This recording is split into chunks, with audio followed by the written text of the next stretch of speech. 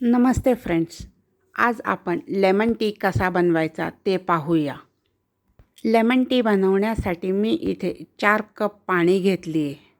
पाणी थोडासा गरम झाल्यावर आपण इथं तुळशी, गवती चहा, आलं, गूळ आणि लिंबू हे सर्व एक एक करत आपल्याला घालायचं आहे. गरम पाण्यात गवती चहा, तुळशी, अद्रक ह्याचा काढा बनवून घ्या. काढा बनवण्यासाठी मी इथे गॅसवरती 10 मिनिट इतका उकळून देत आहे. ताप, सर्दी, खोकला, गळ्यात दुखणे, डोकं अशा वेळेस हे गवती चहा उपयुक्त ठरते. हे चहा दिवसातून 2-3 वेळेस पिऊ शकता. इथे मी गूळ घालत आहे. गुळाचे 4 तुकडे घालते.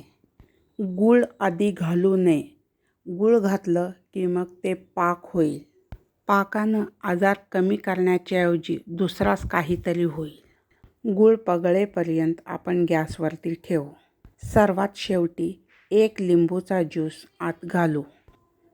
त्याला व्यवस्थित 2 मिनिट इतकं उकळून घेऊ. आत्ता पावसाळ्यात ह्याचा लाभ मिळेल. चहाच्या ऐवजी हे चहा पण पिऊ शकता.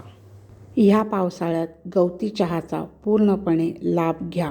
थँक्यू.